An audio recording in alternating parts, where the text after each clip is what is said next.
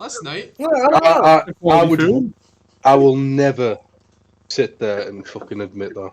Like, never. I don't know what the fuck is happening, but it looked like you were humping the air for a second. Wait, I have a question. Do you know who Bevo is? Yes. Yeah, what's your opinion on Bevo? Stop! He brought up Bevo last night. He's like... Bevo's a little fucking ferret. He's genuinely one of the most fucking uninteresting content creators that is out there at the minute. And unfortunately, the US has an obsession with him. The US has an obsession with him, and for some reason he's like the spokesperson for the fucking UK whenever he goes on podcasts or whatever. And you hate that? Mate, honest to God, he sits there and talks about fucking money like it's the greatest thing since sliced bread. He's awesome. A fucking gonk. So fucking glad. No, it's not a fucking ox. Oh, I thought it's on TikTok. It's not on goddamn. Oh, well, I don't have fucking TikTok. All right. No, just type in Bevo, right? All he does is content. That's what I did. Right? I typed in Bevo. That's all I did. No. Type in type in TikTok. Oh, UK. Right? Okay. Yeah, honest to God, all his content is he'll sit and eat food and not fucking chew. Oh, millions of people watching. So he's the most backwards fucking thing. I'm a fan. If you want to see anyone rip into him, right, in some of the funniest ways possible, no. Watch a YouTuber called the Angry Ginge, right? He's funny as fuck. He hates him. Of course, absolutely his fucking name would be the him. Angry Ginge. Of course. Hello, everyone. Welcome back to another episode of the All Things Geek Podcast. I'm joined today by the man whose name starts with an A. Hi, it's Aiden. Thanks. The man whose also name known as German. Yeah, thank you. The man whose name starts with a L. Nope. Yeah, L. Hi. Yeah. Hold on, I'm trying to multitask. Hi. Yeah, that's all you're getting. Okay. And the man whose name starts with a friggin' T. Thatch Mac, that's me, yippee. You guys may have noticed something today. Tyler has unfortunately died. No, he's fine. It was a violent car crash. I think he's just sleeping right now, but he works tonight, so he's not joining us. We miss you, Ty. Yeah, we miss you, buddy. But, yeah. Sure. There it is. He brought it there back. There it is. Yeah. That's how baby got his groove back. We got a bit of a shorter week, Comic-Con was a bit of a crazy time, so they're giving us a little week to calm down. Glad to have you boys here. Let's just jump into it. But first of all, we should these two weren't on last episode. So and they have since seen Deadpool and Wolverine. So what are your guys' quick thoughts? And do you want to go first or?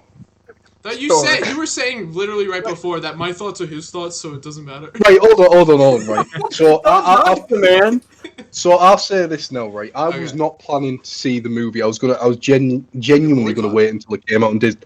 No, I came to it and I was like, well, I can't really afford to go and see it. I've got bills to pay. I'm gonna do the boring thing and be adult, and all that. Got kids to feed. I got Yeah, all that. And then my girlfriend was watching stuff on TikTok and saw the NSYNC dance for it and thought, said, we need to go and see Deadpool. I was like, right, okay, so we're going. So I went to a midnight screening of it, and yeah, my overall thoughts on it, it was good. Did I think it was the biggest, best thing in the world, or is it going to save the MCU? Absolutely not. But I'd be lying if I said I didn't enjoy myself, because I did. But it absolutely has its issues. It absolutely does. I think anyone who is blinded by a lot of the cameos and the things this movie does, like I say, it's a good movie. Don't get me wrong. I want to see it again. But as it sits right now, Deadpool 1 is my favorite out of the three. Wow. Yeah.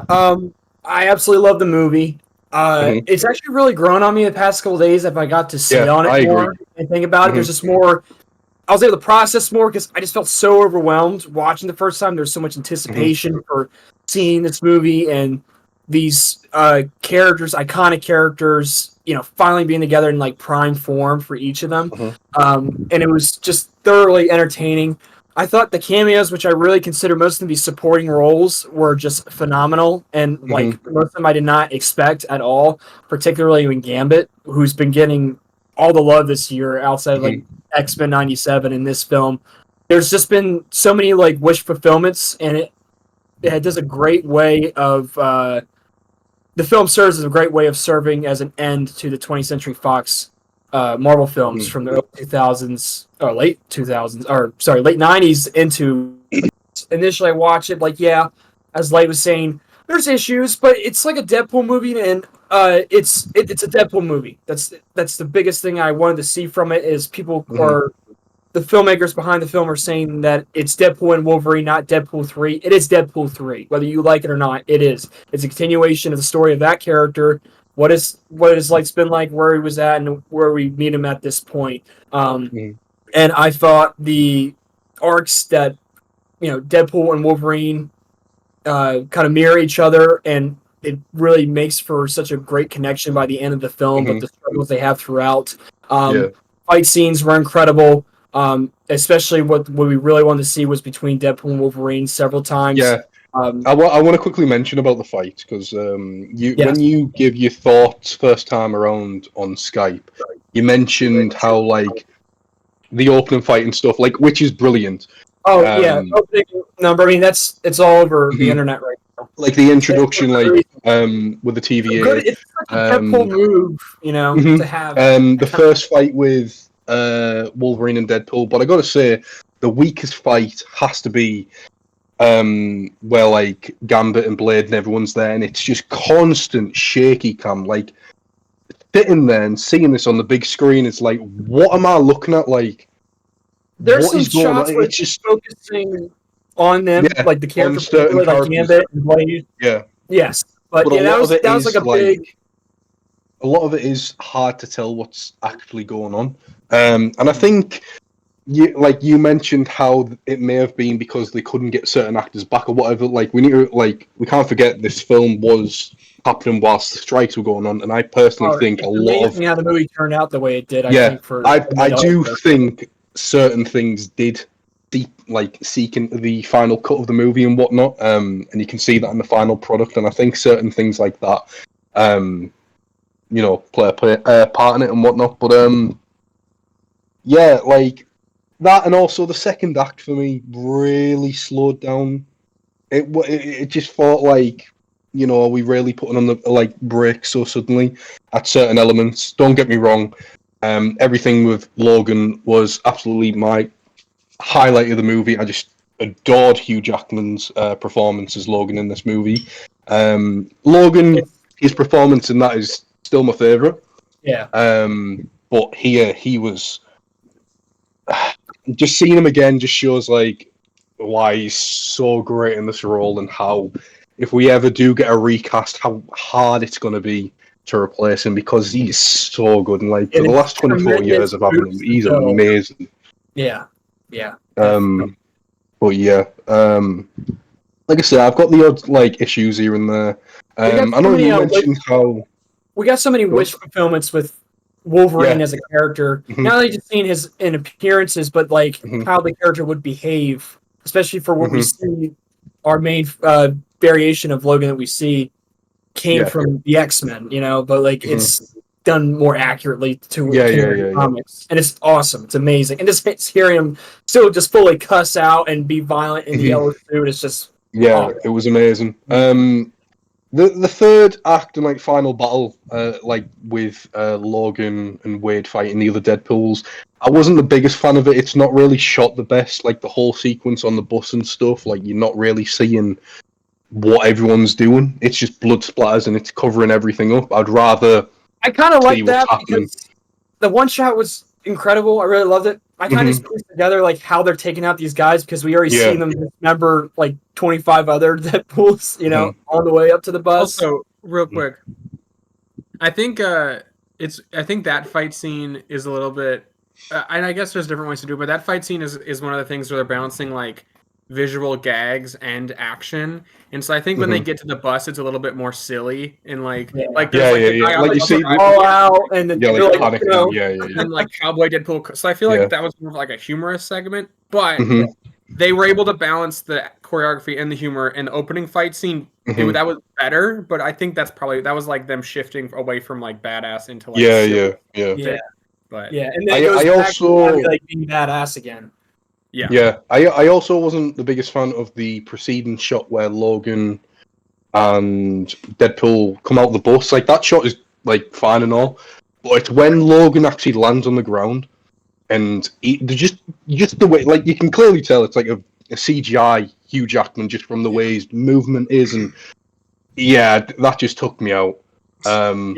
It's weird. They shift from the CGI like comic book pose Logan. Which looks fine. It's like kind of weird. It's and then the way he lands into that transition is like, especially as an animator, I was like, oh, that was funky. It's weird, isn't it? He's doing like a video game like idle animation. That's what I mean. That's exactly what I'm on about. Like that's where it took me out. Was like, okay.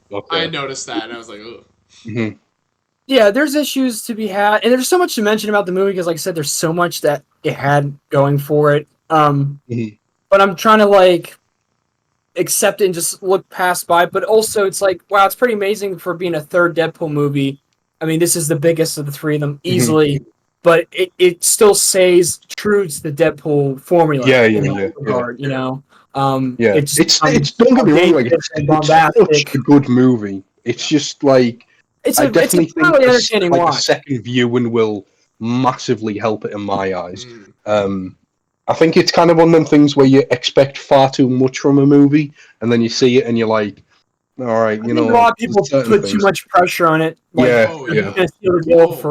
especially with it being the only MCU movie of the year as well. Yeah, well, I didn't want to look at the movie like that, and I really haven't because it's like it's a Deadpool Wolverine movie that's. All it should, stay true to its name for, and that's what it did. But it ended up being more in the way that it was, showing appreciation to the Fox films. I really like that regard, and I think it felt like a real love letter to that. Yes, it felt like a goodbye note in that regard. But I mean, I hope we can see these characters again in Secret Wars. Yeah, hopefully. Yeah, I would definitely love to see that. I thoroughly enjoyed the movie. There's more I can mention, but I don't want to drag so much on about it. But I want to see it again, like Lay was saying. But yeah, as I've thought about it more, I agree with exactly what Aiden said about how it's grown on me over the last few days. Like when I first saw it, I thought it's good, but it's not as great as everyone's making it out to be. And as it went along, the experience of watching it, because I'm there's some moments I'm like, oh my god. When Hell's Bells started playing in the first fight between Deadpool and Wolverine, I was like, I felt like I sunk into my seat. I was like, what the hell? I was like, that's your boy Lay's moment in Fodham with Tahu. That's his epic moment when it goes crazy. Yeah. And that cameo from Wesley Snipes' Blade was. Oh yeah. Oh. Yeah. What? Nice. Dude, I love the song they play when he comes out is so funny. It's this weird drum and then a meow. It's like meow. That's the theme. That's the main theme for the movie. Okay. It's awesome. I think it's great. There's a whip crack. And heroic at the same time. It's like a mess between the two. And it's also hilarious. There's a whip crack. It goes like meow. I can't tell you how satisfying it was to watch that scene with someone who adores those Blade movies. Like my girlfriend, she loves those Blade movies. Whenever she wants to watch a Marvel movie, she will happily watch them back to back. And I was like, well, I knew about Johnny being in the movie because that got spoiled. I didn't have a clue about Blade. So when that scene took place, my face dropped, and then I turned and seen hers, and I thought, this has just made the experience so much better watching it with someone who really adores these characters and stuff. It does elevate it so much more. Her face suddenly changed to being really confused when Gambit rocked up, and I was like, what?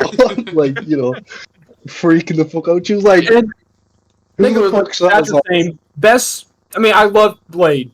We all grew up with Blade, but Gambit was holy shit, not in a million years would have ever thought that would happen. Mm-hmm. So happy for Channing Tatum because he nailed it and he deserved it. I want to see. I told Thatch this. I said, Wolverine, right? Totally is an X-Men that obviously has earned his title for having his own movies. But I would love to see a Gambit movie now, and I could see why. Yeah. Or even like a show, something like anything with him. Yeah, I just want to see. I think a movie would be great. How they would do it, I think they're probably. The costume was skilled. But yeah, they nailed it. The power set. But I shot out his dick ready. Yeah, that was. Deadpool's like, that is gross. So, it was great. The only like cameo-esque that I wasn't really feeling was Elektra.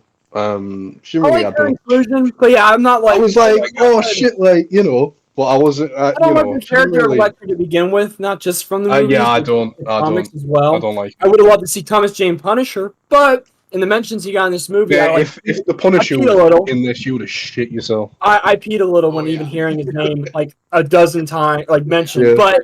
Secret Wars, they can but I'm like the joke about there only being one blade as well. In the void, I'm like there is something to be said for the fact that I'm pretty sure Punisher and Ghost Rider, the Nick Cage Ghost Rider, are Sony films. I'm pretty sure Punisher's Sony and Ghost Rider's definitely Sony. There's something to be said for the fact that because we got Fox here and we got Spider-Man, Sony, and Spider-Man, those guys kind of fall through the cracks. And it wouldn't have been appropriate to put Ghost Rider here because he's not a Fox character. But holy shit, if there's any way they can fit a Nicolas Cage Ghost Rider in this at all, I think people would go ape shit. I think people would freak out. I would have lost my fucking shit. Yeah. Oh, yeah. That's like a Secret Wars cameo. If they're running out of cameos, that's one that they could still pull out. You gotta make a list. It's Punisher and Ghost Rider are on there.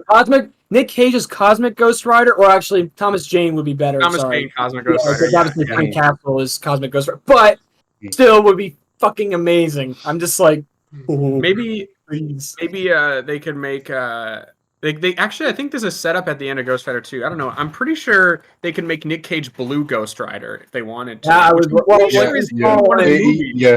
Yeah, we've seen it. Movie's the continuity that he shows up and he's still the Blue Ghost Rider. That would be cool. He just has to do the voice, really. But if he wants to come in on set and he's like wearing a jacket and everything, Nick Cage would do it. He would. Yeah, he would. But that was just the stupid Superman bullshit. So he's gonna do that. Yeah. Seriously, come on. I'm curious, Aiden. How would you rank the three films? Well, when I initially talked to Thatch after I saw the movie the same day, I was like, oh, definitely my favorite right now. But the first movie still. It's the first movie, Deadpool Wolverine. I don't like Deadpool 2 myself. Yeah, Deadpool 2 was... It's got good elements. I don't know. I don't get it, man. I mean, but you also like Ant-Man and the Wasp: Quantumania. I like it less now than I did when I first saw it, but you know what? I like everything that isn't the Do you like Deadpool 2, movie. Brayden? No, I don't remember Deadpool 2. I need to go back and rewatch them because I haven't seen. I was watching Deadpool 2 1. It was alright. It's just kind of a mess. I can't tell you anything about it. I can't tell you anything about it aside from Juggernaut and goddamn. They make the movie too interesting too. It's got a stupidly complicated plot for a Deadpool movie, and that's what I really just. There's so much random I think it's so dumb that they kill Vanessa and then they just spin it off into so much shenaniganery with the entire first movie trying to get her back, and they kill her in the beginning of the second movie. In the movie because they said he should be in the movie, but he has no place in the movie at all. He just shows up and then leaves. Like he's so awkward. It's so janky. And then Deadpool sacrificed himself at the end, but it doesn't count. It's like so ham-fisted. It's just a little awkward. It's just an awkward movie, I completely agree. And also, Russell or whatever his name is just kills that movie for me. I hate that kid. Yeah, I hate him. He's too much of a... I just don't know where they were going with that plot. Like, it's to be like, oh, Deadpool needs to redeem himself by redeeming this Russell kid, and then it's just really contrived. I don't know. It's weird. Deadpool movie should not be that deep. I couldn't tell you who the main villain of that movie was. I have no idea. But it was the kid. The kid was the It villain? was the kid, but it was also like this businessman that like took advantage of the kids. So this like guy or whatever. Got a vague memory about a guy. He's a Black And Widow. then you have Francis from the first movie. I remember him because his name was a big deal, but he is just some bald guy. Like Ajax? Yeah. Oh, Ajax. Yeah, Ajax. Ajax? I thought his name was Francis.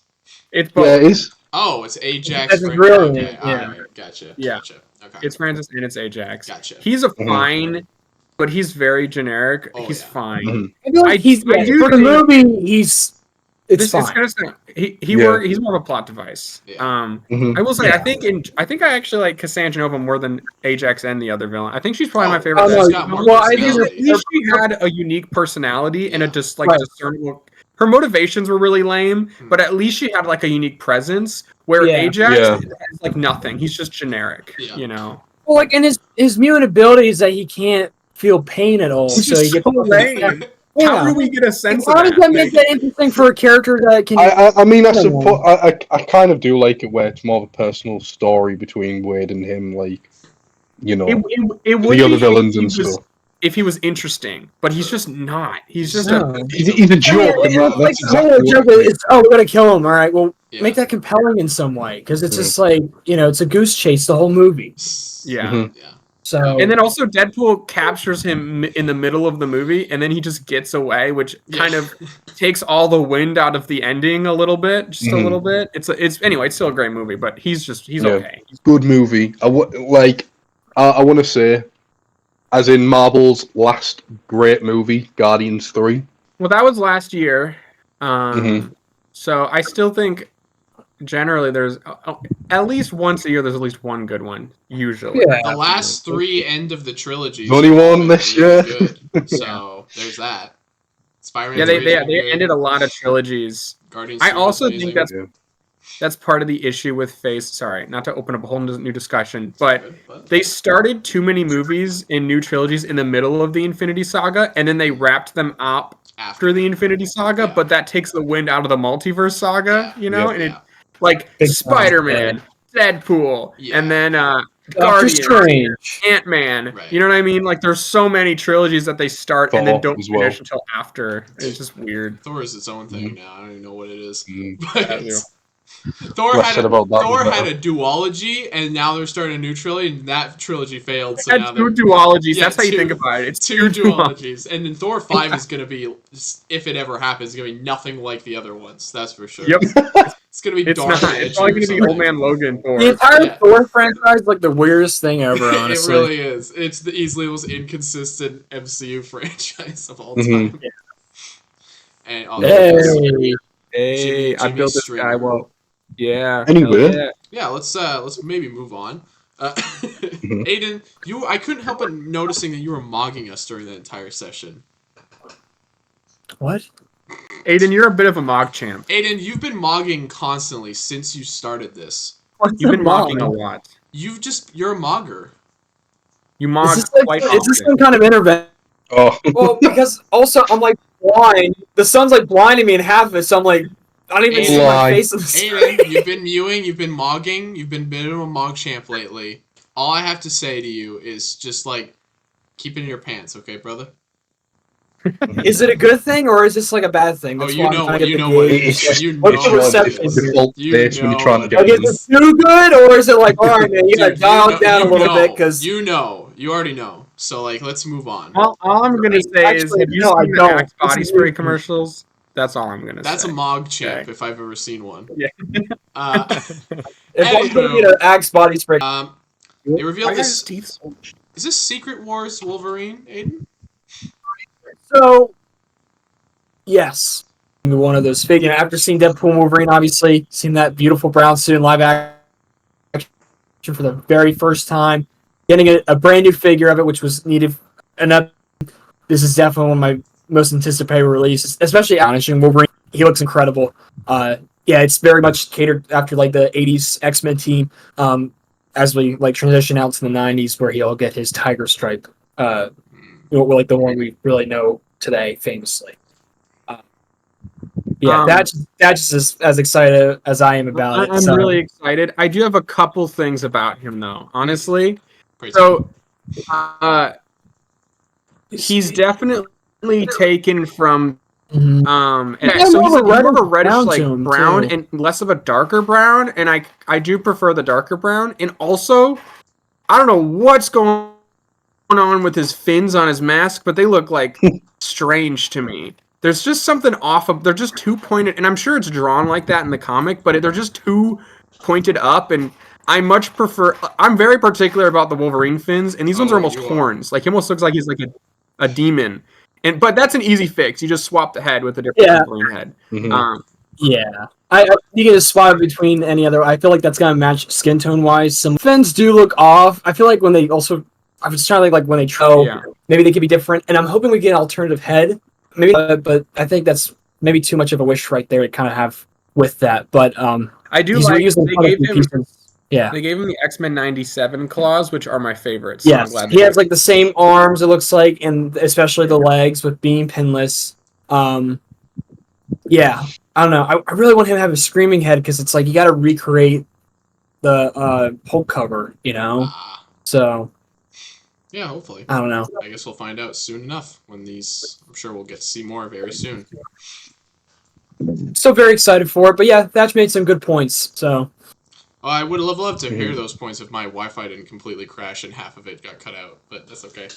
There he goes again. Anyway, next on the agenda is the Green Goblin mask from the Marvel Legends team and the Goblin bombs. Has anyone got pictures of these? I know. Oh, there you go. Thank you. Now, tell me, have both of you pre-ordered both of these? Or? I just pre-ordered one. I just pre-ordered the bomb. Mm-hmm. I'm asking for the helmet for Christmas or birthday. So we will see. But the helmet was too much of a commitment right now. But I did pre-order the bomb. So, but I'm anticipating getting the helmet around Christmas. Like, I'm sure. Mm-hmm. How much is the helmet? Yeah. It's 130.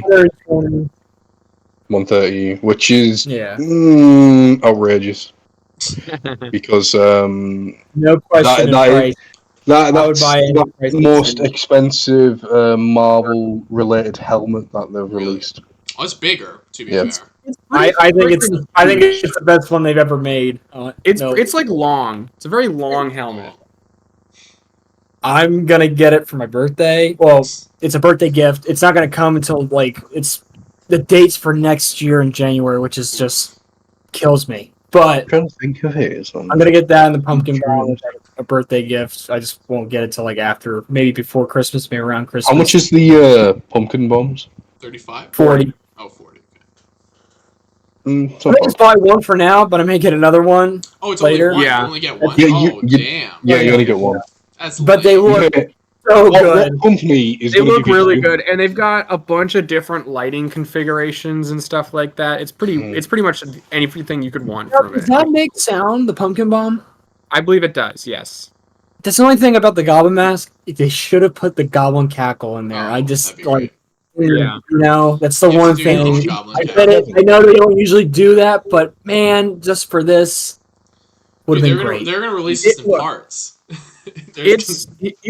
I think what helps this product make it look as good as it does is the fact that the Green Goblin helmet already looks like a goofy, cheap Power Ranger mask. So it's not like you're going from like a movie level Iron Man helmet or a movie level whatever helmet where it's like it's from a 2001 or whatever. You know, it already looks a little like weird. So it's really easy for them to kind of replicate it in the Marvel Legends, and I think like that really helps it look good. You know, it's like compared to the original one, it's pretty. I will say it's definitely the best Marvel Legends role-playing helmet they've released.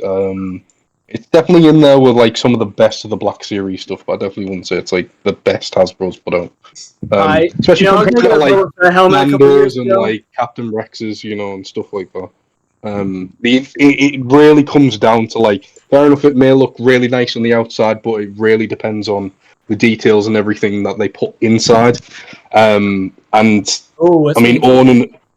Owning a few, the Hasbro team, the Marvel Legends side of things, like with the role-playing helmets, don't really pack that much into the interior. The Black Series team go completely out, and I personally think that's where you're getting more value with your money. When it's like just as good inside as it is outside. I'd hope so, especially for the price, because 130. Does it come with any lights or sounds or anything like that? Any features? No, well, the Goblin Mask doesn't really have any. I know the eyes like go down in the like. Yeah, I mean that'd be cool, movie, but I don't think they're doing that for this. It's actually again, it's rather large. It's very loud. It is, yeah, especially having the back plate of it. Like it's gonna completely conceal your head. It's like awesome because I'm glad it's not gonna be exposed. Oh wow, it's currently out of stock. The helmet. Oh yeah, people want that shit. I mean, like all the role-playing helmets do cover the entirety of your head. Like, but yeah, I know that it is a far bigger, like, you know. I was gonna get a Black Series Boba Fett helmet before. I was like, I think my head's too damn big for it to fit because I feel like no. Honestly, you'd be fine because Boba Fett's helmet is like oddly shaped compared to like other Mandalorian helmets. Who's not gonna the one that everyone had an issue with was Mando's because it's for smaller heads and stuff. But that's a beautiful piece. Just letting you know, currently this guy is out of stock, but it'll probably come back in stock in time for the holidays. Mm-hmm. I hope so. Yeah. But yeah, I am so excited to get it. I'm not going to take it off if I get it. It's the perfect look. This particular version of the Green Goblin is like so important to me and Aiden, like fundamentally. That it's like it's super cool they did it. It's surprising as well. I don't think anyone expected it. We just thought we were getting the pumpkin bomb, and Thatch and I were like, "Sure, like that's perfect." Yeah. It's amazing the reception to this to the Mark 85 helmet they promoted the week before when no one gave a shit about it. Nobody knew. I was going to say, yeah, that's funny. It looks great. It genuinely does. It's not one I'm going to pick up because I don't have the space for it. But yeah, I might pick up a. If there was ever something for Thatch and Aiden, it would be this. So there you go. You'd need the full costume now, and there you go. Yeah. They gotta, next time Thatch and I hang out with each other, we're both gonna. Jazzwares needs to make their $500 Green Goblin out. Oh my god, hold on! I hope that someone makes the mask. They're gonna paint it silver. That oh my god, that's gonna be. What's the silver mask? What is that? Well, they showed like when you see in Spider-Man 3, the different it's like a prototype of the Goblin mask. Oh, okay. Everyone was like back then, like that could be like a Hobgoblin mask. Gotcha. They should have made it that. I love the silver one, but like chrome paint on it. Mm-hmm. Oh yeah, it's so cool. It's so cool. Oh, I just didn't know what that was. Okay, cool. I will say I do kind of wish they came with a stand for the pumpkin bombs, just a little bit, just something. Yeah, that would have been cool because, well, dude, imagine like there's probably one person out there who's gonna buy like 50 of them and put them on like a glass shelf. Yeah. They didn't have stands on them. They just like sit on the shelf, right? Yeah, no, they just stay. Yeah, a stand would have been cool. I like the one for Goblin. So you could put the light on and you can. Yeah, like you have it at an angle. You just press it. Yeah, no, I gotta say, as someone who had 2 Green Goblin action figures when he was like 5 years old because he loved them so much, like. The renaissance of Willem Dafoe Goblin merch that has come as a byproduct of Spider-Man No Way Home justifies the movie alone. Like the fact that there's the new Marvel Legend, there's the buildable figure from Lego, there's like the new minifigure from Lego, and now there's this roleplay helmet and the roleplay keep it coming. I'll buy a whole ass glider if you make it 3,000. I'll buy it. They should do a what are those things called where you hoverboard? They should do like a hoverboard where you stand on it. And then just and it's shaped like the glider. That'd be funny. At this point, I feel like it's so possible we're gonna get a brand new 2002 Green Goblin figure. Also, because just like this, they could just say it's from No Way Home. You know what I mean? Like, it's inevitable at this point. You just put out the figure, I think, as itself because we already have the glider. So I mean, it's a little tricked out differently because the different hardware he puts on it. I feel like they included the detail on that glider from the movie. But and it also a new like the Lego minifigure, not like with the new armor, but like I said, bridge battle set. Please, but yeah, keep it rolling. I'm not complaining. I'm just like waiting. So yeah.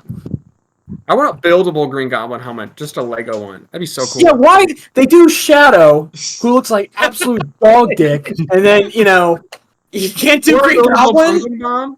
They done Venom Carnage. Like I don't even. Oh God. I feel like it's gonna be possible we're gonna get it. I hope. We hope. could. All right. Time for none of you to talk for like 20 minutes. We have... No, I mean, you're not going to want to talk. SH Figure Arts revealed their pre-time skip Zorro 30 minutes after we got done recording the last episode. And I shat my pants. In case you guys don't know, I'm sure you know, the first Zorro figure was horrible. Terrible. The worst figure in the entire line. QC was awful. He fell apart. I don't really like his design. This is the shit that I like. His articulation looks way better. I hope his QC is good. I'm so happy. I love the pre-time skip figures. They're just going for it. I want my boy Usopp next. He's my favorite character. So if we get him next, I'll scream into the moonlight. But I think he looks fantastic. And I've got no complaint. His faces are great. Luffy's got a weird, it looks like he's getting sucked off face. I don't know what that is. But it looks great. And I'm really excited. They also fixed one of my he's gooning. They fixed one of my biggest problems with the figure, which is he had a bandana face, but there was no way you could give him a neutral face with his bandana head.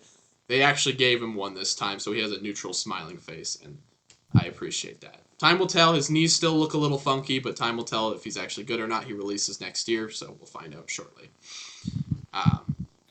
Those faces are so cool. I will say I really respect those super cartoony expressions they give you. Yes. If I were you, I would make all of them posed with their crazy expressions. I usually try to, because their cartoony faces are so stupid. But it looks great.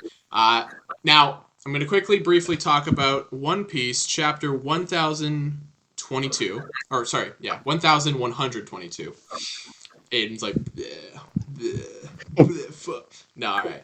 I'm not going to talk too much about the chapter itself because I actually haven't read it yet. So I've only read the spoilers for the chapter, so I know what happens, but I haven't read it. Don't give me that face. I didn't have time to read it. I was eating chicken wings, okay? And you multitask. No. Yeah, I was eating chicken wings. I was eating chicken wings, dude. One Piece chicken wings. I will mention very quickly that My Hero Academia ended this week. I'm just mentioning that because the cover of this chapter is a tribute to the My Hero Academia artist. He drew a character from One Piece 15 years ago or something like that. And so Oda, the author of One Piece, redrew that drawing to commemorate My Hero's ending, which is pretty cool. My Hero's kind of cringe, but I just figured I'd mention it. Do people like the My Hero ending, or do they hate it? I don't think they like it. It's like a Disney-ass ending. They didn't really do anything cool with it.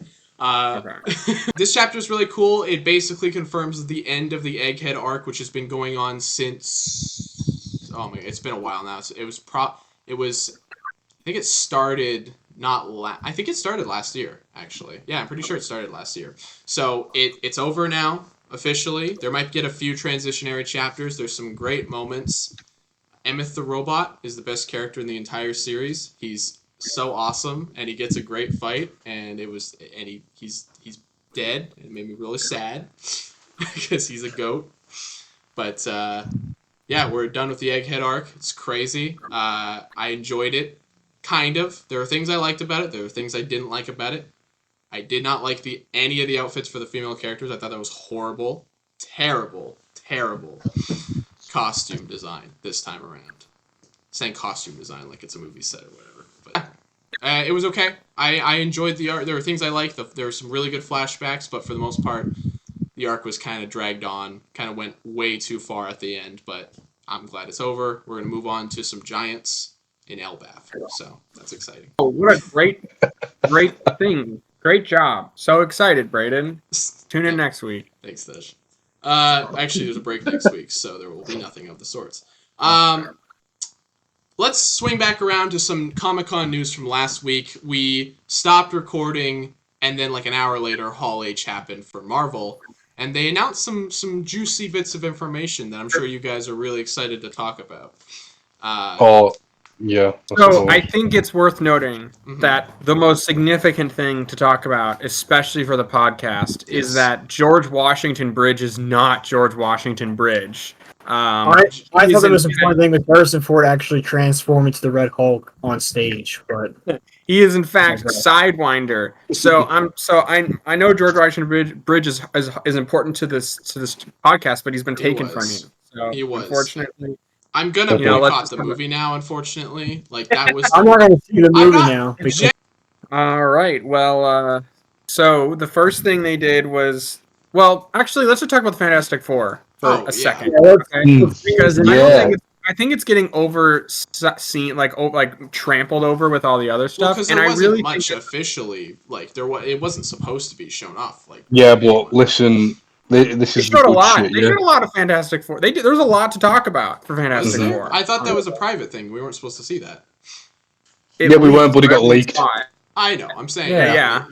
But we also there's a lot in that and a lot about that of information that we've learned from that. Okay. Not even just that leak, but from that panel. Okay. You know. But we'll talk about all of it. So first of all, they showed like a clip of like previs footage. It's not any footage from the actual film. It's like screen tests and concept and stuff. They filmed it over like a few days and stuff. Yes, and I think that's cool because a lot of movies don't get that, and that shows that they're spending a lot of time before production to really get the world and the tone right, which most Marvel movies don't ever do that kind of stuff. Especially with the VFX as well. They're trying to get a feel for that, and it looks incredible for what we can tell so far. So they do. They've got Reed Richards on this talk show where he's talking, and it's called Fantastic Science. Is the name of his like science show. And it's like Bill Nye the Science Guy in this universe, but Reed Richards is hosting it, and so he's Mr. Fantastic, the host of Fantastic Science, which is such a fun idea. And then it makes total sense. Like if Bill Nye went to space and got superpowers and came back, we'd still be like, oh my god, it's Bill Nye the Science Guy. He's a superhero. Now they're just like, oh my god, it's Mr. Fantastic. He's a superhero now. Yes. You know what I mean? Like that's such a great idea, and also makes the character really charming because who doesn't like Bill Nye was very popular, and now we're like, what a fun idea for a character, you know? And a great way to use Reed Richards in a way that's very Reed Richards, but also really new, you know? We never saw that in the comics, but it's kind of like placating to the popularity of already how the Reed Richards is famous for being a scientist, and now it's like going into how using his powers for that, making himself and the Fantastic Four a popular figure group. Especially that's gonna be an interesting aspect of the movie is how they're going to perceive by the public. I think you get a sense of that here, like when you see the Thing on a dating show, you know. Right. I love that. Human sized as well. Yes. Yeah. And so that's really cool. Like you get a sense of, I'm pretty sure they're going to be really well regarded by their universe. Like they're going to become looked at as superheroes. People probably are like, hell yeah. And like publicity, it reminds me. I feel like it's going to be similar to. This is so nerdy. I'm sorry, guys. There's a Planet of the Apes movie called Escape from the Planet of the Apes, and the two ape people come back in time into like the 50s, the 60s, 70s, 60s, and they become like talk show people. They become like really popular celebrities, you know what I mean? And it's kind of cool. It kind of reminds me of that, you know, where they're like these bizarre, like fat, like unique like people, and they're from a different place and they have special powers, and then the world like publicizes them and turns them into like celebrities, you know? Which is really cool. Watch. Brain's looking at me like I'm stupid. Watch the director talk about how that. I guarantee you're gonna hear an interview where he's gonna be like, "Oh, it was actually really." Anyway. You're right. But no, I'm just kidding. But so anyway, honestly. Looks cool. The world's really cool. It's a utopian 60s world, which is very unique. I've been gunning for a retro-futuristic sci-fi movie for years. So I saw that shitty Tomorrowland movie just hoping it would be that, and it wasn't. It sucked. And then I saw Valerian hoping it'd be that, and it wasn't. It sucked. And I was like, well, this is it. Sci-fi is just going to look like Star Wars forever, you know? But I'm so happy that they're taking that and they're putting it in a major Marvel movie with the Fantastic Four. And I hope makes retrofuturism a little bit more mainstream, you know, because there's more Ray Greebly ships, you know. It feels like a last chance for them to really prove that concept. Oh, yeah. It's such an old school thing, but retrofuturism sci-fi is like some of the best stuff there is. I haven't seen this trailer or whatever. I've seen the beginning clip that Thatch was talking about on my phone, where someone recording the screen from like this far away, so I couldn't really make out what's happening. I've seen the Galactus clip, obviously, but that's all I've seen. So I don't know anything. I didn't know about the dating show. I don't know about any of that. So was there anything else of interest in that trailer? It showed like some shots. There's a lot of shots. Sorry, it's a lot of. Sorry, and you can say it if you want. I don't know. I was just gonna say, like, yeah, go ahead. Oh my God, where's this terrible? Shucks. There's a lot of it plays like they're like building up towards a rocket launch, and you get to see them getting ready to like enter. And the rocket looks like the most retro ass rocket you can imagine. It's so cool. Really cool. And they're getting ready to get on it, and then it's kind of like it's basically like that. And then throughout it, they're like cutting to each of the players, and you're seeing a little bit of backstory, and then it ends. And by the way, the music is amazing. Michael Giacchino is doing the music, which is great. That dude's a legend. How he's gonna make that differentiate from like he did the score for The Incredibles, and it's like that was like Fantastic Four. So I'm really excited to see how he's gonna do it for this movie. I feel like it's gonna sound incredible, but perfect man for the job. It already sounds great in this. It's really good. Like they literally have some vocal, like it's all score, and they have like some vocal of people going. You know, I cannot wait to hear Galactus' theme for this movie. Yes, so that's good. So basically, Brayden, it builds up, and it's like showing all this rocket footage, and it's like cutting to them like doing their shows or whatever, and then they blast off, and then the logo comes up, Fantastic Four First Steps, and it goes Fantastic Four, and then it cuts away, and then it shows Galactus like look into a building. The most interesting thing about the footage shown was actually the format it was presented in. It was shot in like 4.3, is it? Instead of like the typical like. Yep. That's cool. 16 to 19, like test footage. You typically get like a better feel for what they're going for outside what you're seeing. Oh, they wouldn't do that for the actual movie, but that'd be really cool. It would be ballsy if they did. They could. Some parts of it, but yeah. They could. That would be awesome. Maybe I could see them doing like a chunk of it in that, you know, like maybe the opening, like the TV stuff, like them being on like the dating shows or whatever. Maybe if it ends with them going into another universe ever, that's when it switches over. That'd be really interesting. Yeah. Well, either way, Galactus, we're saying Galactus looks like a giant dude. People say he's a giant celestial being. That he is, but that's a little vague. He's literally a giant white guy. Like that's the best way to put it. He's a big ass white guy in the movie, just like in the comics. Like you can see his nose and his eyes have like lashes, and he's not like a robot. Like there's skin there, basically. You know, so you see his eyelashes. He looks. It's crazy. He looks. It's hard to say because it's just his like frame here, but it looks a lot like the HasLab, and I would not be surprised if it kind of looks a lot like the HasLab in the movie. So yeah, you can't really get like the best of shots of them. It's just kind of a shot to kind of. I like you kind of see his antler thing, which is cool. Yeah, it's actually really freaky because like he comes in and he comes like this to the thing, and it's like there's something scary about it. It's really uncanny and fast, and it's like, oh my god. I hope they play with the fact that this is an impossibly large being who's like so. But then also play into the fact that he can shift his size as well. Well, that's true. Yes. So the other thing on Galactus, I promise I'm going to transition into Doctor Doom through this. On Galactus, Sorry, I'm talking so much. I just love the Fantastic Four, and this movie is like the perfect approach. I'm excited. It's also in a different. We should say this, it's in a different universe than the core MCU. It's not main MCU, which is why it's a weird retro sci-fi world. Yes. Galactus though doesn't, and again, you just see like this much of him, but he doesn't look retro sci-fi. It's not. He doesn't look like weird. He looks just like Galactus, you know. So I was talking to Aiden about this. It leads me to believe that, you know, Galactus in this movie, he could be potentially. This is just a theory, but I would not be surprised if he's a multiversal devourer of worlds. And he doesn't devour worlds, he devours universes. I think there's a good chance that's like how they switch it up. And you even hear actually Reed Richards in his thing talking about the multiverse and how there's parallel worlds and stuff. So it would make sense he doesn't look retro-futury because he's not from this world. He's a cross-dimensional being who devours universes, which could set up a lot of the multiverse elements, and also why the Fantastic Four aren't in this universe anymore. I think it would be really ballsy if you set up this beautiful, perfect utopian world, and you have you actually do the thing that Marvel Comics never do, and you have Galactus fucking eat the universe. Like, they lose.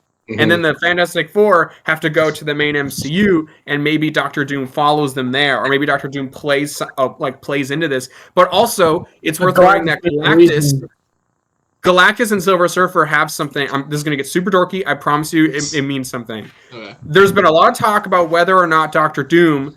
By the way, Doctor Doom is going to be the villain in the next Avengers movie, and he's going to be played by Robert Downey Jr. Now, I know everyone's... Just one... Real quick. I have a theory about this with Galactus. So... Okay.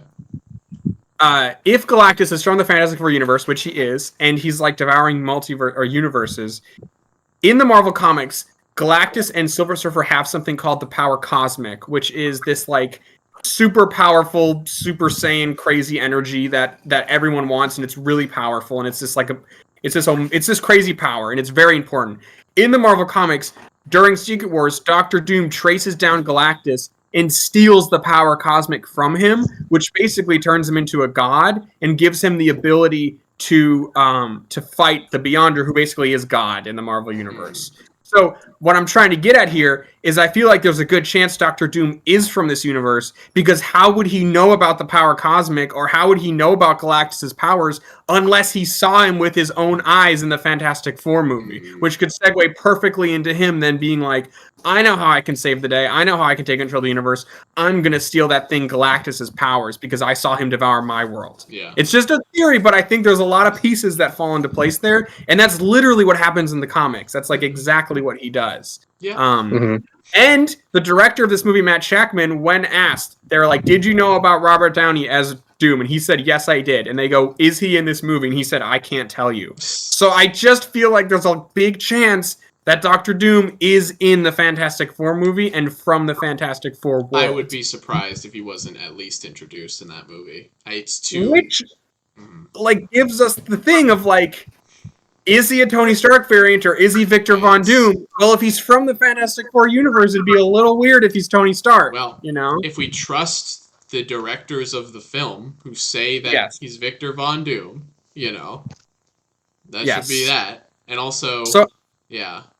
Well, but who is Victor? Did he fall out of an airplane as a baby and then get renamed Victor Von Doom? There's a lot of different ways. That's right. I've said my spiel. I'm going to let someone else talk now. I just wanted to get that off my chest. Well, it's going to be Aiden or Lane, because I'm not. Yeah. Aiden, what do you think about all this, Aiden?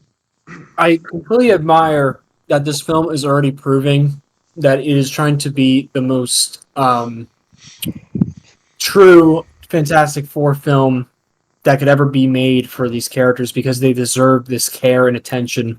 Because they're Marvel's first family. They have that name, and they have that. They are capable of having it, but it's just not been done right through adaptation, what we've seen through film. And the Fantastic Four are characters, obviously, that deserve that. So seeing the sheer idea of them setting the Fantastic Four in their own world, where it's focusing solely on them, is just an ingenious idea. And I feel like that gives the characters so much just opportunity, and for the best adaptation to be done possible, without having so many constraints including inside the actual main sacred timeline, the MCU.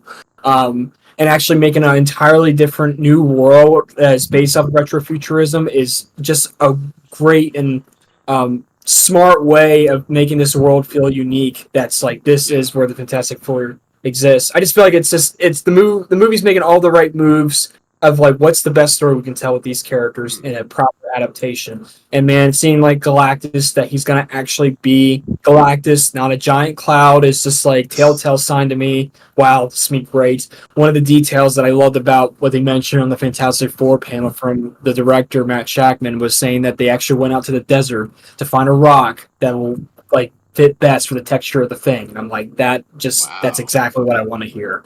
And I'm so excited to see the chemistry between these characters. It already seems like Pedro Pascal and Vanessa Kirby already have like this Sue Storm and Reed Richards like love dynamic.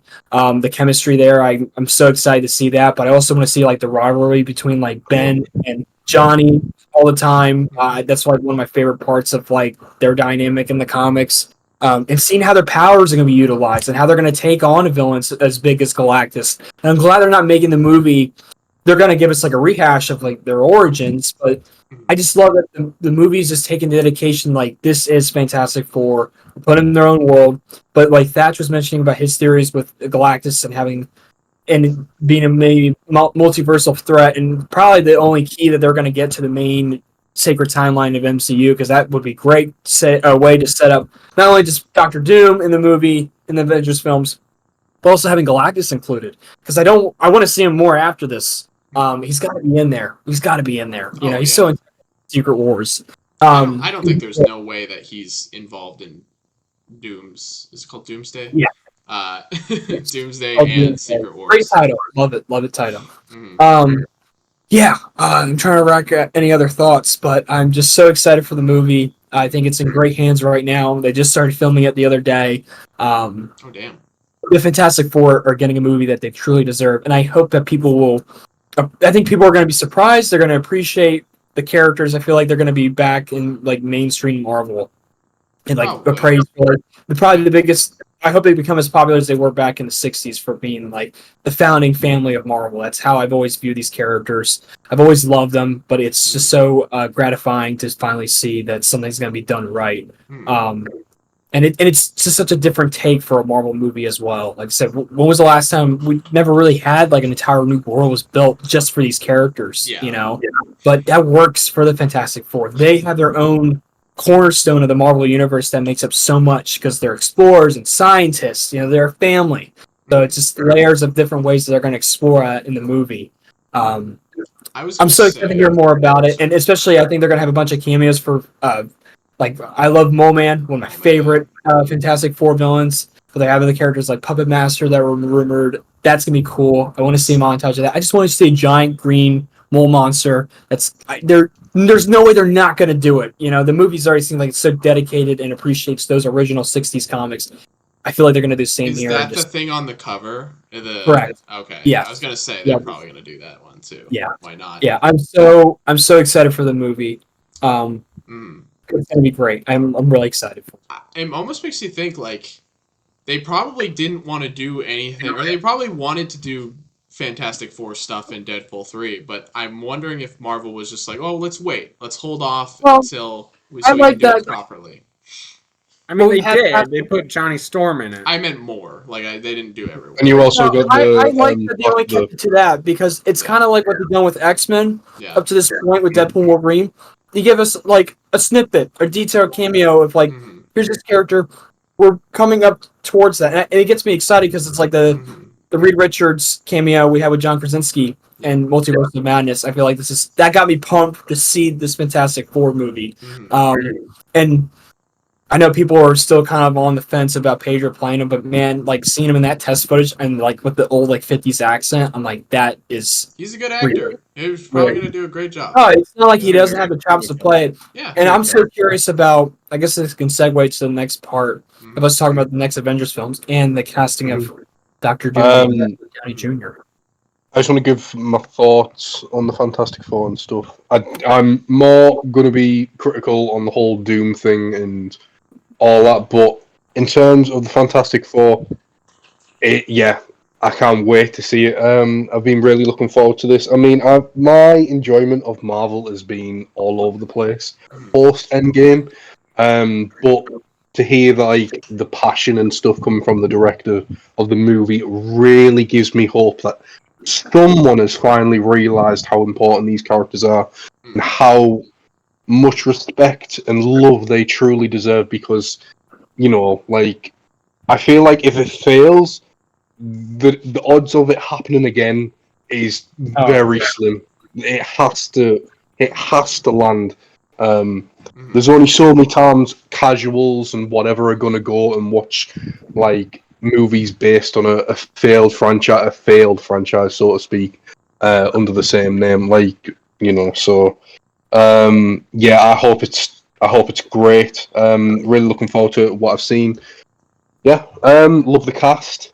Yeah, like I said, I'm gonna be more critical on the whole Doom thing and whatnot. Yeah. Layden opens his MCU fan fury as he sees little RDJ walk up on stage and he goes. I think Layden made a good point. I think about that. If this does not work for an adaptation for Fantastic Four, oh yeah. Oh man, it's gonna be a very It really is it. It really is it. I mean, it has to work. It has to work. It is the. It's kind of funny. It's the fourth try. Yeah, yeah. I have a lot of faith in it, but it's a good point to mention. It's kind of like, well, let's see. If it doesn't work, it's the odds on it happening again. I'm gonna say, I think no matter how good it is, I just can't see something like Fantastic Four making over $1 billion. Well, if it's good, I think it totally could, man. I mean, I don't know. Nobody knew Guardians of the Galaxy, and that made $1 bajillion. If that can make $1 million, anything can. Yeah, exactly. No, fair enough. And plus, the cast is there. Like people go for the cast. Like Pedro's massive. I also think, as much as silly as it is, I do think the Doctor Doom thing. I think what will happen to the Fantastic Four is what I'm going to call the Captain Marvel effect, where everyone went to go see Captain Marvel because they wanted to see how it set up Avengers, and then we made $1 billion. I think everyone's going to see Fantastic Four because they're going to be like, is Doctor Doom in it? What's going on? I heard Iron Man is Doctor Doom. I wonder if that's going to be in this. Right. And then B, it's setting up the next Avengers movie, and which is also why you heard Kevin Feige be like, they're going to be in Avengers. Yeah, that's how I think. If anything, first of all, that would be enough to make it do okay. But if it's a great movie and that, I think it could get good. Okay, fair enough. We'll just have to wait and see, I guess. I want to send a photo I made and I sent to Aiden because I'd appreciate it if you could include it in the This is a thing I made called the Doom scale, and this is the best case, worst case scenario of how they could approach Doctor Doom in the movie. And I think that it kind of, before I get into my opinion, it summarizes my opinion up perfectly. Yeah. Anyway, someone else should talk. I feel like I've talked for a really long time, so someone else should talk about Doom for forever. Right, I'm curious because I'm going to be negative on this. His vein is going to grow as he talks. Trust me. I want to know how everyone thought about when they saw this reveal, and then I will tune in. I'm genuinely curious. I got spoiled. Or I didn't get to see the video. Everyone was just posting it, so I was just I was more confused than anything else. I thought it was a joke at first. I was kind of what? And I checked, and I saw the pictures of him doing the Jesus pose, and I was like, okay, this is real. The way I saw it was I saw it on the way back from bringing Tyler home from visiting on the last podcast. It was literally right after the podcast ended. Yeah. We drove home, and I saw Robert Downey Jr. as cast to play Doctor Doom first before I saw Avengers Doomsday. Yeah. So, and I didn't see the video. So I didn't get the experience of oh my god, they're doing Doctor Doom. Oh, it's Robert. I saw, what? Robert Downey Jr. is Doctor Doom? What is he in Fantastic Four? And then I was like, he's in it's Avengers Doom. So I didn't get the normal experience. I saw he's playing Doom first, and so that was my experience. Yeah. I was at a bar. I was drinking. Turned my phone, and I'm like, I sat there and I was like, 40. What the? Because I remember a couple weeks before this announcement, it was heavily rumored. Yes. And I'm like, yes. I don't know how to feel about that. We were all kind of and I got to sit on it a little bit, and I thought to myself, I completely concur with Thatch's Doom factor. Doom scale. His ranking, Doom scale. Mm. I immediately went to my mind. I was like, I don't want Infamous Iron Man. You know, I don't want that. I don't want an Iron Man variant. You know, but I'm like, this is such a. I can see people saying desperate move, but I saw it as, wow, this is a really bold move because you just had your forefront for what started your franchise to begin with come back to play the biggest Marvel villain there is. But he also, it's not like he's not capable. He's an Oscar-winning actor, but he's always proved that he has the chops. But to look at the differences, I think that's the biggest challenge is to differentiate between these characters. I mean, that's acting, right? But wow, for a performance that that's your career, that's what you're known for, famously by every person. Maybe they've not even seen Iron Man, but they know you play Iron Man. To have like, oh, you're Doctor Doom now as well. Tremendous weight on your shoulders there. Yeah. So I don't hate the idea. I think it's bold. Like I said, I just want to hear more about what's Doom going to be like. You know, where if you get a first sign of that in the Fantastic Four film, I just hope it's just like RDJ as full Victor Von Doom. Yeah, he should just have the mask on for that. That is the best case scenario, like that just put it. And that's what I really hope for. But if it's in the middle, if they can make that work, but I feel like you don't want to overcomplicate it. You know, I feel like look like anything. Variants can look exactly like the same actor, which I don't like that. I'm like, well, hold on, he's a little different. I'm like, I wish there were. I wish Multiverse of Madness had different actors be Doctor Strange. I think that would have really helped with this whole idea. I think that movie kind of throws some things off a little bit. And Quantum Mania doesn't exactly help with the thousands of Kangs that Kang look is exactly like... which is going to be retconned so hard. So it's gonna be interesting. It's a bit of a mess. This is obviously the Marvel has had a very weird couple of years, you know, where they've had to completely shift focus so many times, and it's a shame. It really is a shame. But I am so happy to see that Doom is being brought to the forefront, rightfully as what really should go forward. Yeah, I do like Kang, but I think they made the right call. Yeah. Outside of everything with Jonathan Majors, it was just kind of becoming a jumbled mess. Yeah. With what's going on with the character, he got his role in Quantum Mania, so it's like, yeah, Kang's done then, you know, and everything wrapped up with Loki season 2, essentially. That was great. So I feel like that was a smart move. I feel like that's just let's do Doctor Doom. Yeah.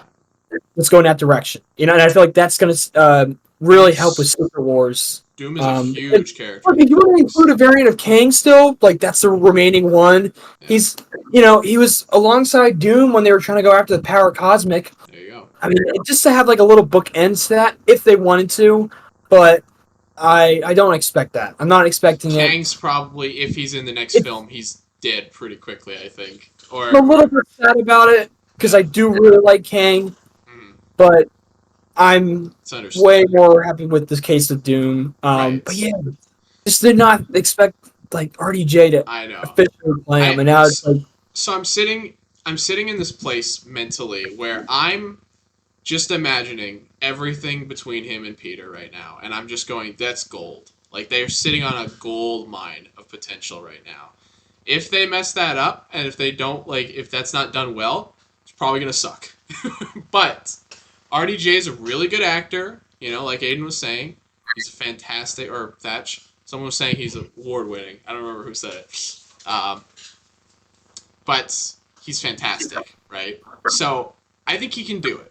I don't think there's a question that he can't do it. I think it's really how they go about doing it. We'll see. It's going to be a coin toss. Obviously, talked all this now. Lay's gonna completely rip into this, but I genuinely want to know what you think, Lay. Right. Okay. So when I first saw this news, it was 6:30 in the morning, and I was half awake. and my phone had went mental, and I opened Skype, and this got posted, and my first thought was, is someone having a laugh, or is this just like, So I was like, right, okay, let me check, like, social. Let me have a look at social media and everything like that. Yeah. No, it's real. And then I sat there at the end of the bed, and I thought,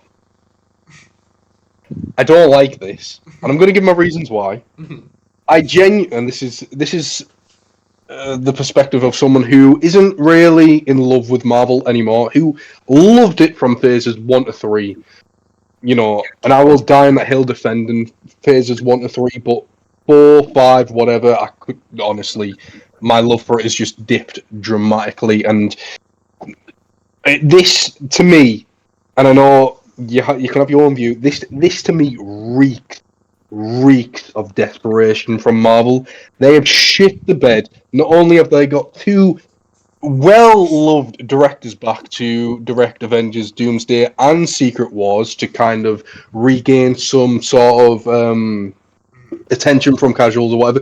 Put it in the trailers, from the directors of Infinity War and Endgame, casuals will go, fuck, let's go and see it because, it must be amazing. Right, there you go, they're getting people in. And then because they shit the bed with Kang and obviously the sexual assault charges, which can't be helped, and what they should have done is have Doom from the start and forget Kang, because if you're going to make audiences sit there for hours and hours and hours and invest time and effort into a character for you just to go, yeah, forget that, we're going to bring someone else in who a lot of fans wanted to see anyway, forget that guy, this is what you really want. And on top of that, we're going to bring back probably one of the most beloved actors in the MCU. To me, it reeks of it.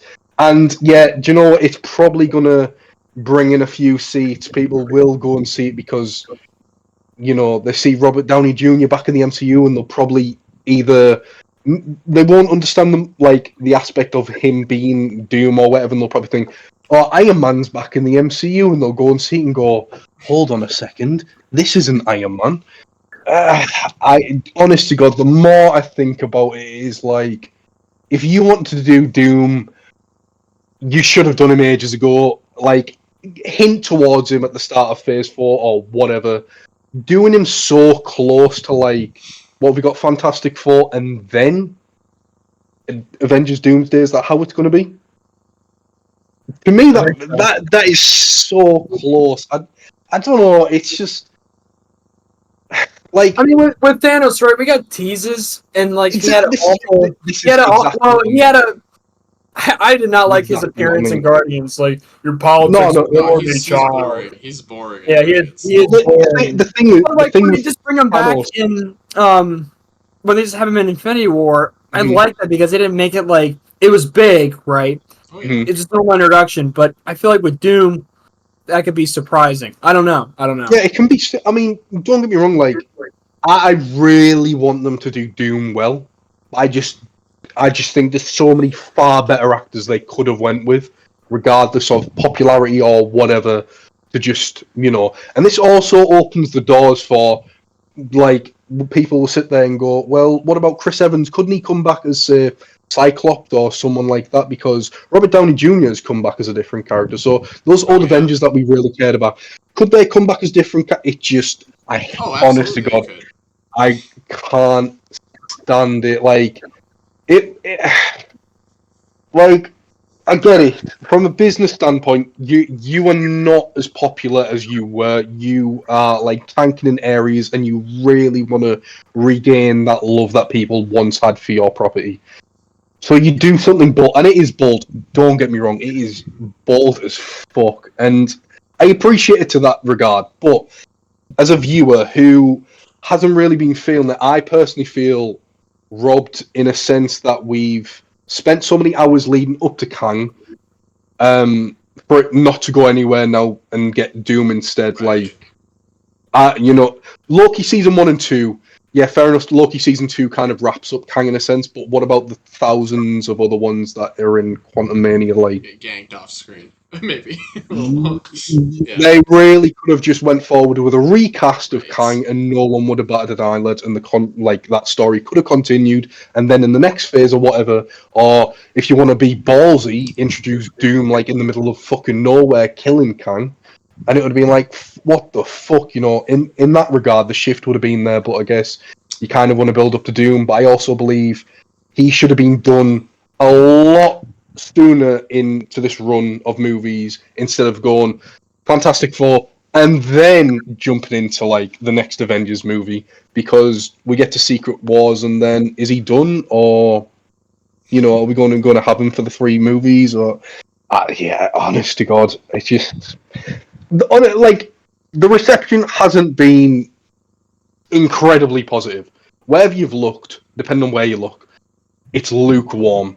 And I'd say it's split between. I think it's split. Like either you love it or you hate it. It's just this doesn't excite me. Like I was looking forward to the next Avengers movies. I honestly, I couldn't really give a shit now. It's just like whatever. I don't know. Maybe a trailer would change my mind, but even then, I'm just like. I think it's the type of thing where you hear this on paper, right? You're hearing it right now, and you don't really know what to make of it. Yeah. But we need to see how they go about executing it, I think.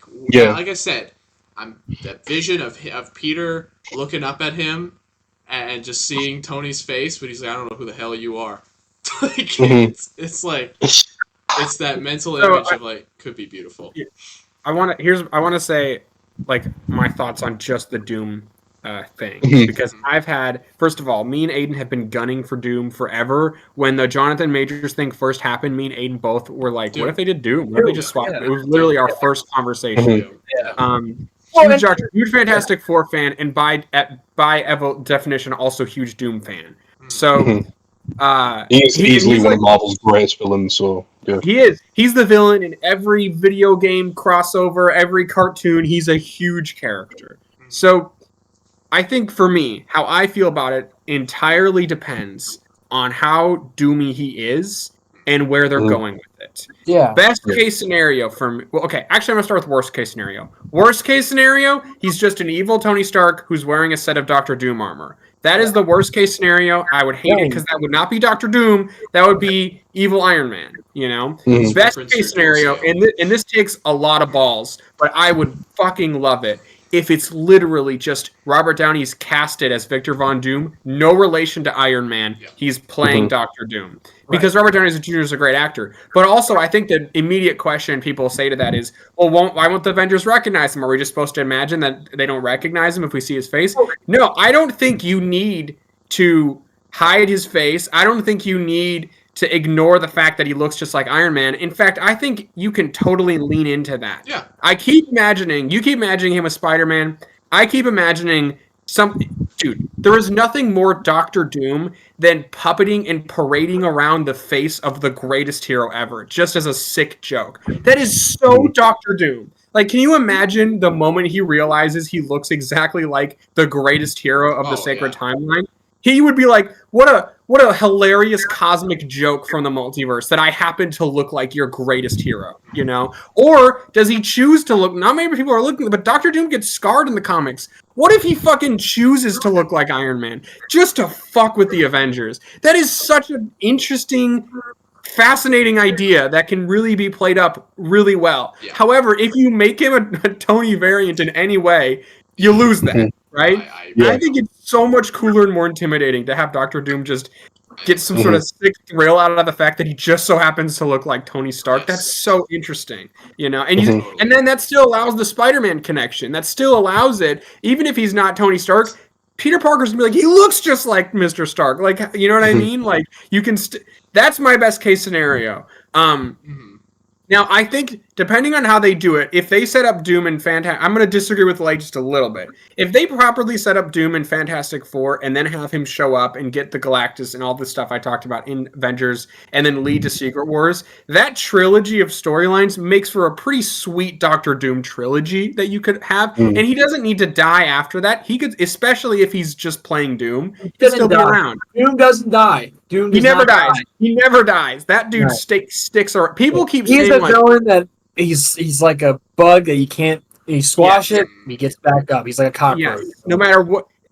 Yeah. I've heard people be like, which Avenger's gonna get to kill Doom? And I'm like, the answer is none of them should get to No. kill Doom. And You that's don't kill Doctor Doom. the Like, difference you make, because that is Yeah. Doctor Doom. You don't kill Yes. Doctor Doom. You can kill Thanos. You can kill Ultron and everyone Yes. else. You can't kill this guy. No. you cannot. Doom You is can't always take him there. out. He's always going to be the biggest threat. He's thwarted his plans for now, but he'll be back. You know? And you know, the most Doctor Doom thing ever is you take him out and you kill him and you take off the mask and it's just a Doom bot. You know what I mean? That's the most I love Doctor that. Doom storyline They- ever. Also, Oh. again, if we're saying how fucking crazy would it be? Here's another pitch. Maybe this is terrible, but how crazy would it be if, let's say, they do kill Doom, like let's say Sam Falcon, because he probably would kill somebody or something or whoever. They beat Doom up. They like shoot him, whatever. They kill him, right? And they go over and they like take out the mask. And it's Robert Downey. They already know it's Robert Downey, and they're like, okay, we took him out, right? He looks like Robert Downey, and they realize that he's just an android that just was genetically like it's like a Terminator. He just put a fake Robert Downey Jr. face on him just to fuck with them, and we don't even know what the real Doom looks like. Yeah. Like, how crazy would there? I don't think people are giving Doctor Doom enough credit. They should do that. They should have a scene where so cool. it is dedicated to like showing RDJ, but like beat the shit out of it, and it's half like it's a Terminator. Yeah. And he just put a fake Robert Downey Jr. just to fuck with them. That is how you. Yes. Oh my god, it's so Doom. Oh. I know it sounds crack. It sounds like this is exactly why I said it should have been done from the start. Well, It's wasting my time, making me watch Mania. No, they couldn't have forced back then, right? They had to do Thanos first. I feel like that was. Well, they couldn't do Doom. I don't know. Okay, hold on. They literally couldn't do Doom. I don't think you can, in good faith, be like they should have just done Doom the whole time because they had no idea that what was going to happen. Well, I mean, how I personally would have done it, I would have like obviously you've got phases 1 to 3, you've done Thanos. I would have went forward with like the Kang story and then integrated like Doom is like the end of the MCU sort of thing, like you know.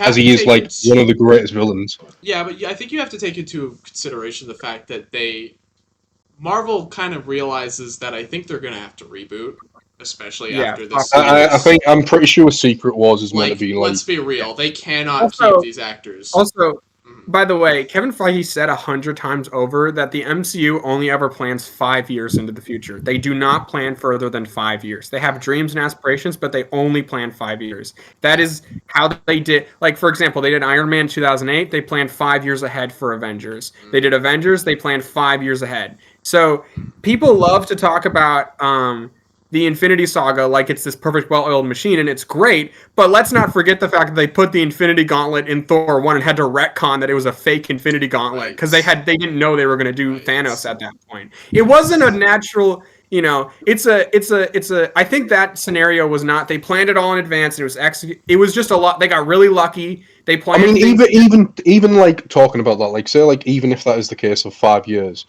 you look at what happened with Phase 4 and then 5, and I think it's like, well, you look at Phases 1 to 3, and if that is the case of it being 5 years, that story structure, however it's went, is just worked incredibly well. And then what's come after it's like, it's like a free-for-all. Like, there's so many different storylines and stuff like that. It's obviously not as strong or consistent, yeah. But I think the issue with that is less so about like whether or not they planned far enough ahead, or I think it's two major issues they had. I think it's the fact that they it's the fact that they made too much. They made way too much, way too quick, and they've even said that. Like Kevin Feige said, they made, and then second, they for some reason they just stopped making Avengers movies or Avengers equivalent movies, which were so important to like a checkpoint. Those movies were the checkpoint of the Infinity Saga. Yeah. You got to the Avengers movie, everyone saw it, and you were caught up to date with the universe. You know, it was like a stopping point. It was like we build to here, all the flags go here, We stop. We tell our Avenger story. They go out. We come back to an Avenger story, and it was. And they stopped making. It doesn't need to be called Avengers. It can be called anything. But they needed a checkpoint movie to bring everything together for the short term, which would allow them to like build up for the long term. And I understand that they just did 2 back-to-back. They probably wanted to wait a while, but then just replace it with a different kind of. They just needed a checkpoint movie, and they didn't have that. And I think that is part of the issue. The Avengers movies felt like events you had to be there for. Yeah, and because they were people, you know, like because people were like, "Oh, I didn't see Ant-Man, or I didn't see Thor 2, but I saw Iron Man 1 and I saw Cap. I'm gonna go see Avengers," and you're fine. You see Avengers, you're fine. They kind of catches you up to speed, you know. Like even Civil War, like did that. Yes. Yeah. See, that's why it doesn't need to be called Avengers. It can be called anything. Yeah. In fact, I think they should. I'm of the opinion that they need to drop the Avengers moniker for every movie and just like Secret Wars should just be called Marvel's Secret Wars. I think it's really silly that it's called Avengers Secret Wars. Yeah. I think that's what's fighting them. You know, they should. Secret Wars is just called Secret Wars. It wasn't just the Avengers. It's X-Men, Fantastic Four. Well, that's my point. I mean, I think they assume everyone's an Avenger. Avengers because they're like, oh, Avengers movies big $1 billion. Like like it's definitely a marketing thing for sure. But you're right, it doesn't have to be. But I think they would learn if they called the movie Marvel Secret Wars and then at the Comic-Cons and then it makes sense. I think to have attached with Avengers, but you know, people would all you need to deliver to the audience is that this is the Avengers equivalent movie. This is the big one where all that would be cool if at the end of Doomsday they announce like the Avengers logo just like disappears and it's like just called Secret Wars, bitch. Like that would be so cool. I wish. Yeah. Well, either way, everything I said is entirely dependent on the fact that it's not an Iron Man variant, which there's a very strong likelihood that it is. And so I am fervently split down the middle. I don't feel good or bad. I just had to see which avenue they take. Yeah. There's potential for complete disaster, and there's potential for some really cool stuff. So I'm like, yeah. I think it's way too early to judge right now. Logos look cool, by the way. That's all I can really say. I like the previous one. I mean, I like the new Secret Wars. Yeah. Yeah, I don't know. I kind of like the brighter logo. Makes my tickles my little child brain. They're both coming out in May apparently, so birthday month. That's pretty cool. 1 year apart. Yeah. Looks just like Infinity War and Endgame, right? Is there going to be? We need to learn more about the in between movies. Like what's going to happen? Because it goes Fantastic Four. That's the Captain Marvel, and then it goes Avengers, Doomsday, and then it goes Secret Wars the next year. What's in between the two? We had Ant-Man and the Wasp last time. Well, we've got Captain America first in the year. Yeah. That's next year. That's next year. I don't know what else has got. Thunderbolt is coming out next year. And then Fantastic Four comes out at the end of next year, I believe. They also announced that Fantastic Four comes out. Thunderbolts comes out later in the year. Fantastic Four is July. Okay, gotcha. Yeah. So Thunderbolts after Fantastic Four. Yeah, let's confirm that. Let's confirm that real quick. I can give a shit about between Avengers. That's what I really want to. Yeah, I can give a shit about probably what it'll be. Oh no! All right, so Thunderbolts is coming May 2nd. So yeah, it will be okay. I can give a shit about Thunderbolts. Wait, sorry. Thunderbolts is Fantastic Four. It's Fantastic Four is yes. It's not Thunderbolts is not in the fall. That's why I was on the assumption. Oh, Fantastic Four is in the fall. Thunderbolts. No. I'm saying that I thought Thunderbolts was in the fall. Fantastic Four was always in the summer, but Fantastic Four is the film that's going to come before. With the precursor Avengers, Doomsday. So there's no movie after Fantastic Four before Avengers? No. As far as we know, yes. Yeah. That's what I'm trying to... Yeah, that's the idea I'm getting right now. Yeah. Tyler's like, I'm grumpy. You guys are talking too much. Shut up. I'm pretty sure there's 2 movies scheduled for 2026, and then 2 for 2027. Yeah, they just... okay. We don't even know. I'm pretty sure it's going to be Spider-Man. Still Armor Wars to come, like whenever that's coming. People are so hoping that game's canceled. There's no way that's not canceled. I think I think it's People done. are hoping that Blade's coming out in November 2025. Oh god, I forgot about Blade. Blade, shit. Blade's Yeah. not Why coming don't out you just either. kick Blade after the Avengers movies? Just Why don't we wait. just have Blade be? This is like at this point, there's like no hype for Blade. This is Yeah. Keep pushing That's it a back. terrible. Yeah, it's a I terrible. don't understand how they can go through so many directors, so many screenwriters to make a fucking vampire movie. It feels. It's not hard. I think Blade is cursed. I think it's just a cursed franchise. I think it's because Blade Trinity was like horrible, wasn't it? Like it was like Yeah, that was just that one movie. It's not like it was like I don't know. I'm saying like since that movie. I'm saying it's been doomed ever since. Yeah, Blade. it's been having trouble getting up to the ground. Yeah. Yeah. I will say in terms of I think they should just delay Blade after Avengers because it's gonna feel so weird to have it come out in the middle, like a rated R vampire movie. Nothing to do with Also, anything. my pitch for Blade, I agree with Lay. It should not be that hard to make. All it needs to be is John Wick with vampires. That's literally all it needs to be. Yeah. It's so simple. If you want to throw in, I don't know, Werewolf by Night or It throw in doesn't some need other to be a character, go ahead. complicated movie. On Ghost Rider if you want. Yeah, it's so easy. It's so easy. I don't know why they're like, oh, this is a big deal. We No, don't live up but to I the think- movie. I think if you look at how it's worked with like currently Avengers is about to start writing or it's currently writing, and Spider-Man is also currently drafting. Those movies are on like roughly the same trajectory.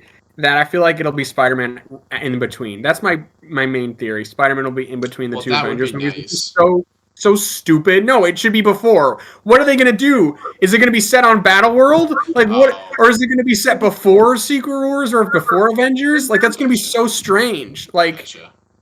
or there's also a chance that they swap the release dates with Secret Wars and Spider-Man. They put Spider-Man in the current, or sorry, Doomsday. Doomsday and Spider-Man swap. So Doomsday comes out later in the year and Spider-Man comes out in the middle. There's a chance of that, I guess. That'd be cool.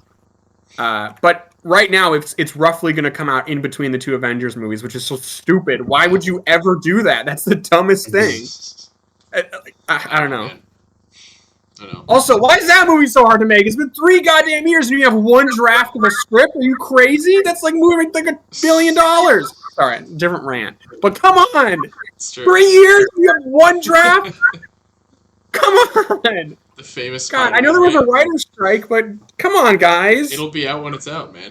We were just talking about this statue the other night. It's like we said this for a couple years now. The end of No Way Home literally wrote the fucking movie for our fourth It's movie. right there. It I shouldn't. don't understand why it's so Just fucking put difficult. goddamn Get off City the ground. Studios It's not back like, at it guys, and make $1 what are we gonna do? billion. What's the suit gonna look like? What's the story gonna be? Stop, Brayden. No. Put her in there and you're What good. if Brayden's All no? right. Brayden, put your gooner away. He's All a right. gooner. He's goonering all. Let's If you wrap want this Gooner up, opinion boys. out of Just here. you. Shut Freak. the fuck up, you fucking monger. Okay, let's end this. You're a mewer, dog. I Yeah. wish. But You're a bro, shitter. well, who's sending? Stop. Why is there enough? Calling What the is this? police. What is this shit? This is the gooner alarm. This is the Gooner police. They're- Yeah, this is the gooner police. Gooner police, so bad. Fucking stop this. Right. Ladies and gentlemen, thank you so much for listening to the All Things Geek podcast. Thank you, boys, for joining me today. It was a wholesome time. We got a little spicy towards the end there, but you know what? That's okay.